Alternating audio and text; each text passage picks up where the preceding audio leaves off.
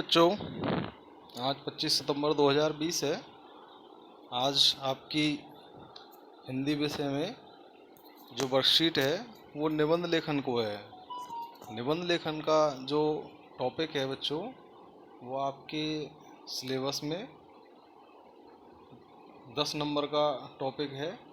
इससे आपके पेपर में 10 नंबर का एक क्वेश्चन आता है, तो इसको आपको बड़े ध्यान से तैयार करना है, अभ्यास करना है इसका निबंध लेखन का, जिससे कि आप अपनी परीक्षा में जो किसी भी विषय पर निबंध आए तो आप उस निबंध को आसानी से लिख पाएँ। बच्चों, निबंध लेखन के लिए हमको कुछ बातों का विशेष ढंग से ध्यान रखना पड़ता है। उसमें जो विशेष बातें हैं वो ये हैं कि निबंध का जो शीर्षक है वो शीर्षक क्या है, उस शीर्षक को लेकर के निबंध को हमें आगे बढ़ाना होता है। एग्ज़ाम में जो हमें प्रश्न दिया जाता है उसमें निबंध लेखन के लिए कुछ संकेत बिंदु दिए गए होते हैं। उन संकेत बिंदुओं के आधार पर हमको उस निबंध को आगे बढ़ाना होता है। तो आइए आज की हम वर्कशीट को देखते हैं। वर्कशीट में किस तरह से हमसे निबंध लिखवाने के लिए हमको संकेत बिंदु दिए गए हैं, कुछ पैराग्राफ दिया है, उसी के आधार पर हमको आज का हमारा निबंध कंप्लीट करना है। तो देखिए, वर्कशीट नंबर 36। और सबसे पहला हमारा काम क्या होता है कि यहाँ हम अपना नाम लिखते हैं और यहाँ पर हम अपने टीचर का नाम लिखते हैं। ठीक है, आगे चलते हैं। देखो वर्कशीट में क्या है। निबंध गद्य लेखन की एक विधा है। इसका शाब्दिक अर्थ है लेख। वह व्याख्या जिसमें अनेक मतों का संग्रह हो। इसमें किसी विषय पर हमें अपने विचारों को लिखित रूप में एक विशेष क्रम में अभिव्यक्त करते हैं, यानी कि उसका एक निश्चित क्रम होता है, उस क्रम में हमें अपने विचारों को लिखना होता है। इसमें हमारे विचार बिखरे हुए न होकर संतुलित होने चाहिए। मतलब हमारा जो एक एक वाक्य है वो एक दूसरे से संबंधित रिलेट करना चाहिए। ऐसा नहीं कि हमारे जो वाक्य हैं वो एक दूसरे से संबंधित ना हो। निबंध स्पष्ट होना चाहिए। तो ये कुछ शर्तें हैं जो हमें ध्यान रखनी है निबंध लिखने के लिए, कि हमारे जो वाक्य हैं वो एक दूसरे से संबंधित हों, स्पष्ट हों, यानी कि जो हम लिख रहे हैं वो सामने वाला पढ़ने वाला उसको समझे। और निबंध कुछ भागों में विभक्त होता है, जैसे कि शीर्षक। अभी शीर्षक क्या होता है? शीर्षक यानी कि टाइटल, उसका नाम। निबंध का जो टाइटल है यानी कि शीर्षक है, उसका नाम क्या है। निबंध हम किस टॉपिक पर लिख रहे हैं, उस टॉपिक का नाम। सबसे पहला काम तो ये होता है। उसके बाद प्रस्तावना यानी कि भूमिका। इसमें हम उस टाइटल को, उस शीर्षक को, यानी कि इस नाम को हम इसका इंट्रोडक्शन देते हैं, इसका परिचय कराते हैं, इसके बारे में हम प्रस्तावना प्रस्तुत करते हैं, लिखते हैं उसके बारे में। उसके बाद में देखो विस्तार होता है, यानी कि फिर हम उसको अपने विचार प्रस्तुत करते हैं। और जो अंत का जो पॉइंट होता है वो होता है उपसंहार। इसमें हम निष्कर्ष निकालते हैं। इन 4 अंगों में अगर देखा जाए तो निबंध को जो हम 4 हिस्सों में डिवाइड कर सकते हैं। और उन 4 हिस्सों में क्या चीज़ें हैं? सबसे पहला जो चीज़ है वो क्या है? नाम, यानी कि शीर्षक। उसके बाद में आता है हमारा प्रस्तावना, फिर आता है हमारा विस्तार, और अंत में होता है हमारा निष्कर्ष। तो आगे देखें। नीचे दिए गए संकेतों के आधार पर इस निबंध का शीर्षक पहचान कर लिखिए और इन संकेतों का वाक्य में प्रयोग कर ऊपर बताए गए क्रम को ध्यान में रखते हुए एक निबंध लिखिए। तो देखो यहाँ हमको एक खाली पॉइंट दिया है, और नीचे देखेंगे तो नीचे कुछ तस्वीरें दी गई हैं। अगर आप लोग ध्यान से अगर हम देखेंगे इनको तो पहचान पाएंगे कि ये हमारे स्वतंत्रता सेनानी, स्वतंत्रता सेनानी, स्वतंत्रता सेनानियों की तस्वीरें हैं, जैसे ये भगत सिंह हैं, ये सुभाष चंद्र बोस हैं, चंद्रशेखर आज़ाद हैं, महात्मा गांधी हैं, झांसी की रानी हैं, वल्लभ भाई पटेल हैं। तो इन लोगों की तस्वीरें दी गई हैं। इन लोगों के बारे में आप लोगों ने पढ़ा भी होगा, टीवी वगैरह में भी देखा होगा।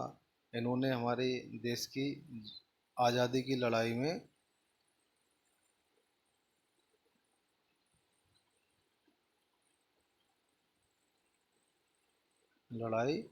हिस्सा लिया था और हमारे देश को आज़ाद कराने में एक बहुत ही बड़ी भूमिका निभाई थी। तो बच्चों, ये हमारा जो टॉपिक है बहुत ही मज़ेदार टॉपिक है और बहुत ही इजी टॉपिक है। बहुत से बच्चे इसको बहुत कठिन मानकर और इस प्रश्न को लेफ्ट कर देते हैं, यानी कि छोड़ देते हैं, जबकि ऐसा नहीं होना चाहिए, क्योंकि ये 10 नंबर का प्रश्न होता है। और 10 नंबर में से अगर हम प्रयास भी करें, हमारा ये जरूरी नहीं है हमारा प्रयास 100% सही हो, सफल हो, लेकिन अगर हम प्रयास करते हैं तो हम ज़्यादा नहीं तो 5-7 नंबर तो गारंटी से पा लेंगे। तो देखो, सबसे पहले हम ये संकेत देखते हैं। स्वतंत्रता यानी आज़ादी।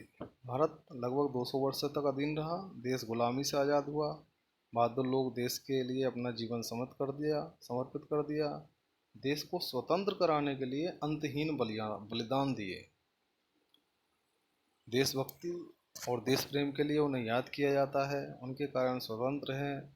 देश को अन्याय और शोषण से मुक्त कराने के लिए लड़े, लोगों की सुरक्षा के लिए तत्पर रहे, हर परिस्थिति से गुजरे, कई यातनाएं सही, जनमन को प्रेरित किया, स्वतंत्रता आंदोलन को नेतृत्व किया, मौलिक अधिकारों के प्रति जागरूक किया। इनकी अंतहीन सूची है। इनमें से कुछ प्रसिद्ध हैं, जैसे रानी लक्ष्मीबाई, महात्मा गांधी, भगत सिंह, उधम सिंह, राजगुरु, सुभाष चंद्र बोस, चंद्रशेखर आज़ाद, सुखदेव, सरोजिनी नायडू। तो कुछ अज्ञात हैं, यानी कि कुछ ऐसे लोग भी हैं जिनके बारे में हमें पता भी नहीं है और उन्होंने बहुत बड़ा योगदान दिया था। कुछ ने शांति से तो कुछ ने उग्र रूप से अपनी भूमिका निभाई। इनके निस्वार्थ एवं कठिन परिश्रम के कारण देश आज़ाद हुआ। इनके अनमोल प्रयास बेकार न हो, इसलिए हमें भी एक जिम्मेदार नागरिक के रूप में अपने कर्तव्यों का पालन करना चाहिए। अब हम देख पा रहे हैं कि यहाँ ये संकेत दिए हैं हमको। इनको 3 भागों में, 3 बॉक्सों में बांटा गया है। तो हमारे जो निबंध के पॉइंट होते हैं, यानी कि निबंध का जो फाउंडेशन है, निबंध का जो संगठन होता है, वो 4 हिस्सों में बटा होता है। पहला हिस्सा जो है वो शीर्षक है, यानी कि नाम। पहला काम तो ये है कि यहाँ पर हमको निबंध का नाम लिखना है। अब वो एग्जाम में हमको निबंध का नाम दिया हुआ होगा तो वो नाम यहाँ लिखना है। उसके बाद कुछ पॉइंट दिए गए होंगे। यहाँ तो ये इतने बड़े बड़े सेंटेंस दिए गए हैं। अब ये ध्यान रखना है हमको, हमको करना क्या है। ये जो हमको दिए गए हैं पॉइंट, ये बॉक्स में जो दिए गए हैं सेंटेंस, आधे अधूरे सेंटेंस हैं, ये पूरे नहीं है। इनको हमें पूरा कर करके और इस निबंध को पूरा करना है। जैसे अब ये आज़ादी की लड़ाई लड़ने वालों के लोगों के बारे में बात हो रही है, तो इसका शीर्षक हम क्या लिख सकते हैं, बताओ। इसका शीर्षक हम क्या लिख सकते हैं। अब जैसे यहाँ हमारे जो स्वतंत्रता सेनानी थे उनके बारे में बात हुई है, तो यहाँ पर हम आज़ादी के दीवाने, ये शीर्षक लिख सकते हैं। या और भी कोई, जैसे कि भारत के स्वतंत्रता सेनानी या भारत के शहीद, भारत के शहीद। तो इस तरह से हम कोई भी शीर्षक यहाँ पर लिख सकते हैं। उसके बाद में पहला काम होता है हमारा प्रस्तावना, यानी कि इंट्रोडक्शन। तो ये वाला जो पार्ट है, इसमें से हमको, जैसे यहाँ स्वतंत्रता यानी आज़ादी, तो उसको शुरुआत कैसे करेंगे हम। भारत लगभग 200 सालों तक अंग्रेज़ों के अधीन रहा। अंग्रेज़ बहुत ज़्यादा अत्याचार करते थे। लोग अपने विचारों का खुलकर प्रदर्शन नहीं कर पाते थे। उनके ऊपर अत्याचार होते थे, उन्हें दबाया जाता था, उनके खेती को लूट लिया जाता था, तरह तरह के टैक्स लगाए जाते थे। तो इस तरह से हम इन बॉक्स के जो सेंटेंसेज हैं, इनको हम सबसे पहले लिखेंगे और इसमें जो सेंटेंस लिखे हैं इनको बढ़ा के लिखेंगे, ठीक है। उसके बाद में बारी आती है दूसरे स्टेप की। तो इस दूसरे स्टेप में हमको ये वाला जो बॉक्स है, इस बॉक्स में से सेंटेंस बनाने। इस बॉक्स के सेंटेंस बनाने के बाद में फिर हमारा काम आता है इस बॉक्स के सेंटेंसेज का। तो देखो ये तो हो गया हमारा विस्तार। ये चीज़ें लिखनी नहीं है कि विस्तार लिख रहे हैं, उपसंहार लिख रहे हैं, उपसंहार। और ऊपर वाला हमारा था प्रस्तावना। ऊपर वाला जो हमारा ये है, ये कौन सा पॉइंट है? प्रस्तावना। तो इस तरह से हम हमारा निबंध पूरा करेंगे। निबंध लिख करके और अपने कक्षा के ग्रुप में सेंड कर देंगे। इसके लिए आप अपनी कोई बुक की या इंटरनेट की सहायता भी ले सकते हैं और अच्छे से अच्छा निबंध लिख करके अपनी कक्षा के ग्रुप में सेंड करेंगे। ओके बच्चों, गुड बाय। चैनल को सब्सक्राइब कर लें, वीडियो को लाइक भी करें, जिससे कि अच्छे से अच्छे वीडियो हम आपको बना सकें।